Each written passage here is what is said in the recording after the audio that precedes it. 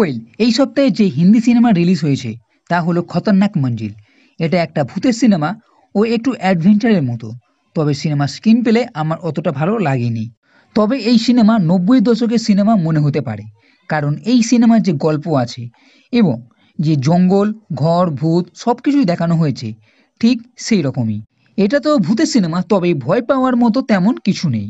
মানে জঙ্গলের মধ্যে এক পুরাতন বাড়ি আছে, সেখানে এক আত্মা ছিল। সে বাইরে বেরিয়ে আসে আর পুরো গ্রামকে মেরে ফেলে। এবং এরপর এই গ্রামে কিছুজন ছেলে মেয়ে আসে, তারা এই ভূতের ব্যাপারটা বিশ্বাস করে না, কিন্তু এই জায়গাতে আসার পর থেকেই তাদের সঙ্গে নানা রকম ঘটনা ঘটতে থাকে।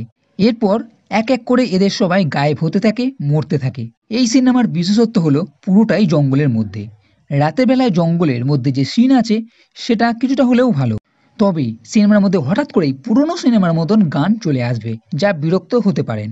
এর সঙ্গে যে ভূতকে দেখানো হয়েছে ও মানুষকে মারাও দেখানো হয়েছে, তা দেখে বোধগম্য হবে না ও হাসিও পেতে পারেন। শুধুমাত্র মানুষ এবং এই ক্যামেরার মাধ্যমেই ভয় দেখানোর চেষ্টা করা হয়েছে। ভূত বলতে একটা শুধুমাত্র আবছা ছায়ার মতন দেখা যাবে, আর শেষের দিকে মানুষকে যে ভূত ধরছে তখনও ঠিক ভয় লাগবে না। বলতে গেলে ভূতে তো সিনেমা, তবে টাইম পাসের জন্য দেখা যেতে পারে। আর পয়সা খরচ করে মনে হয় না এই সিনেমা দেখতে চাইবেন। তবে ওটিটিতে এলে সময় করে যদি চান তাহলে দেখে নিতে পারেন, আর না দেখলেও তেমন কিছু যায় আসবে না। আর আমার তেমন এই সিনেমাটি ভালো লাগেনি। ভূতের ধরন ও ভয় পাওয়ার মতন যদি কিছু থাকতো তাহলে নয় আলাদা কথা, আর এর গল্পের মধ্যেও তেমন কোনো দম নেই। তো বন্ধুরা, এই ভিডিও যদি ভালো লেগে থাকে তাহলে লাইক করো, কমেন্ট করো, শেয়ার করো, আর এই চ্যানেলটি সাবস্ক্রাইব করতে কখনোই ভুলবে না। এই ভিডিও দেখার জন্য ধন্যবাদ।